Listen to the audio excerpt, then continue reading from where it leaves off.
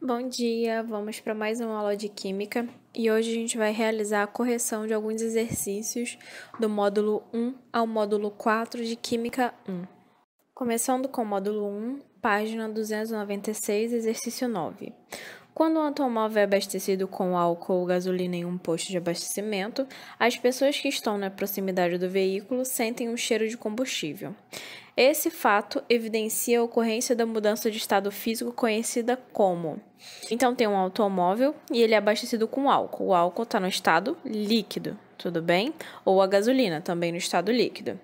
Aí, como as pessoas sentem um cheiro, o que está acontecendo ali? É uma mudança do estado líquido para o estado gasoso, chamado vaporização. Então, a resposta seria a letra E. Questão 15. Em uma aula prática de ciências, os alunos analisaram um líquido de identidade desconhecida. Inicialmente, verificaram a existência de uma única fase. Em seguida, determinaram a densidade, a temperatura de ebulição e a massa residual após a evaporação de 100 ml do líquido. A tabela evidencia o resultado da análise. Com base no resultado, o líquido em questão é uma substância. Primeira coisa, falou que enxergou apenas uma única fase. Então, a gente já sabe que tem uma mistura ali, tudo bem? Outra coisa, se a gente for olhar a questão da temperatura de ebulição, a temperatura de ebulição está variável. Substâncias puras apresentam temperatura de ebulição e temperatura de fusão constantes. Então, ficaria no mesmo valor. Logo, a gente sabe que não é uma substância pura. Então, se você tem uma temperatura variável, é uma mistura. Como tem uma única fase, uma mistura homogênea, letra D. Questão 17. Em um experimento na aula de laboratório de química, um grupo de alunos misturou em um recipiente aberto a temperatura ambiente 4 substâncias diferentes. Na anotação dos alunos, consta a informação correta de que o número de fases formado ao recipiente e sua ordem de crescimento e densidade foram respectivamente. Então, vamos lá. A gente tem polietileno em pó, água, etanol, grafite em pó. Etanol é álcool, tá, gente? Então, a água e álcool vão se misturar, vão formar uma única fase. O polietileno e o grafite não misturam na água.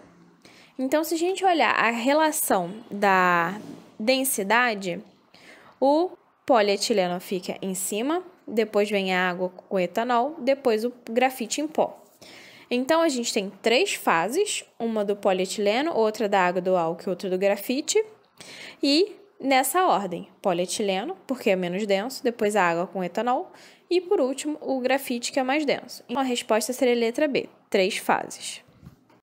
Módulo 2, página 303. Questão 2. Tanto o álcool como o sal de cozinha são solúveis em água. Entretanto, seus métodos de separação de água são distintos.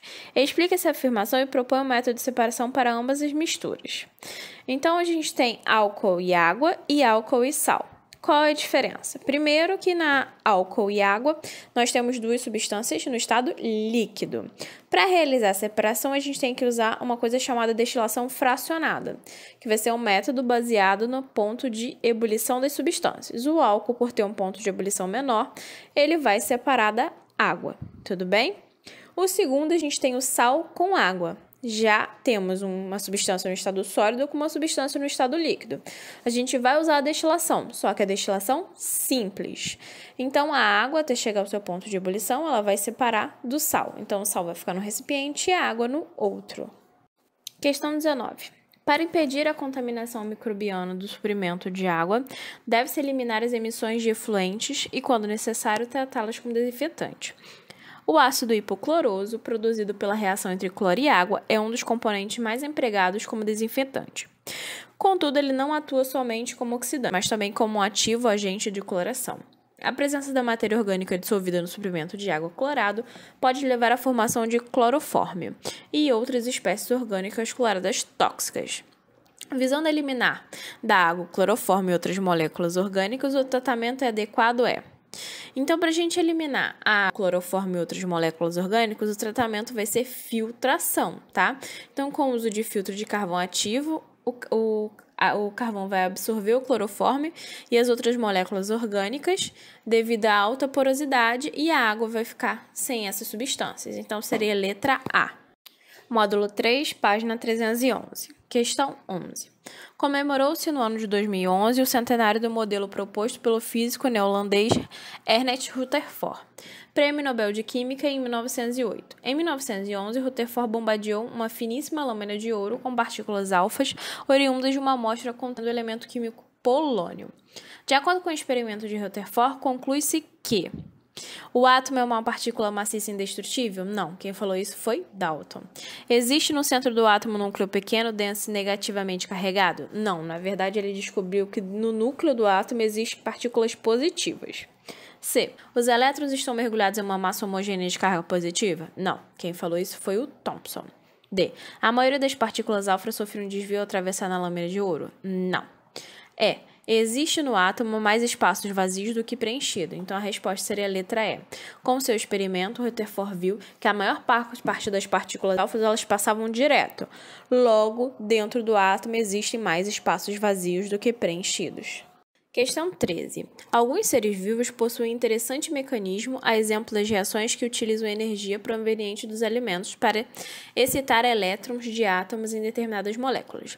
Esse fenômeno é conhecido como bioluminescência e ocorre nos vagalumes, em algumas espécies de fungos, de cogumelos e de nidários. Os fenômenos de bioluminescência da emissão de luz dos lasers e dos luminosos de neônio têm como fundamento os postulados do modelo atômico de Bohr e ocorrem quando o elétron no átomo A. Se desloca de um nível menor de energia para o de maior energia e libera radiação da energia do infravermelho? Não. B. Libera energia na forma de ondas eletromagnéticas ao retornar de uma órbita estacionária para outra interna? Isso. A resposta seria a letra B, tá, gente? C. Permanece entre níveis de energia e passa a emitir energia luminosa quando excitado? Não. D. Se movimenta em órbitas estacionárias e emite luz ultravioleta? Não. E. Se move livremente ao redor do núcleo em trajetórias elípticas? Não. Então, o Bohr, ele falou que o elétron, quando ele recebe energia, ele entra no seu estado excitado, logo ele vai de um nível de menor energia para um nível de maior energia. Para realizar essa volta, porque ele tem que voltar para o lugar dele, ele tem que liberar essa energia e ele libera na forma de luz, na forma de ondas eletromagnéticas. Com isso, ele volta para o seu lugar. Então, a resposta seria a letra B. Questão 15. Sobre a evolução do modelo atômico, afirma-se: 1. De acordo com os postulados de Bohr, os elétrons emitem energia quando saltam de um estado energético para o outro mais interno. Ok, correto. Para ele voltar para o seu lugar, ele tem que liberar energia. Segundo, após a descoberta da radioatividade, Rutherford propôs que o átomo é maciço, esférico, descontínuo e formado por um fluido com carga positiva no qual são dispersos elétrons. Não. Rutherford falou que o átomo é dividido entre núcleo e eletrosfera, onde o núcleo tem a parte das cargas positivas concentradas e a eletrosfera a parte negativa concentrada. E ele também descobriu que esse átomo, na verdade, tem vários espaços. 3. Thomson realizou experimentos com tubos catódicos que permitiram concluir que o átomo é formado por duas regiões distintas, núcleo e eletrosfera. Não. Quem falou isso, na verdade, foi o Rutherford. O Thomson concluiu que o átomo é uma esfera de massa, uma esfera de carga positiva, com cargas negativas incrustadas. 4. Segundo Dalton, a matéria constitui-se de pequenas partículas esféricas, maciças e indivisíveis, denominadas átomos. Ok, essa está correta. Então, a resposta seria a letra B. Módulo 3, página 318. Questão 3. O sódio apresenta o número de prótons igual a 2x mais 1 e o número de massa igual a 4x mais 3. Sabendo que o número de nêutrons é igual a 12, determine o número de elétrons do íon de sódio. Então, a gente sabe que a massa é formada pelo número de prótons mais o número de nêutrons. Então, agora é só a gente substituir. Onde tem massa, a gente vai colocar 4x mais 3, próton 2x mais 1 e nêutron 12. Com isso, a gente encontra o valor de x. Então, a gente descobriu que x é igual a 5. Depois é só substituir. Então, assim a gente consegue descobrir que ele tem 11 prótons. Tudo bem? Porém, como a gente tem ali o ânion sódio mais 1, então a quantidade será igual a 10. Então, ele tem 11 prótons. Como ele tem um próton a mais do que elétron, ele tem 10 elétrons. Questão 4. Um átomo de um elemento químico bastante presente no dia a dia apresenta 14 nêutrons. Se o número de massa é igual ao dobro do seu número de nêutrons menos 2 unidades, determine o número de prótons desse elemento químico. Então, ele tem um número de nêutrons igual a 14. E ele falou que a massa é igual ao dobro do número de nêutrons menos 2 unidades. Então, o dobro de 14 seria a mesma coisa que 14 vezes 2, que é igual a 28. Só que não é só o dobro, é o dobro menos 2 unidades. Então, 28 menos 2 igual a 26. Então, ele tem número de nêutrons igual a 14 e número de massa igual a 26. Agora é só usar a fórmula. Massa é igual ao número de prótons mais número de nêutrons.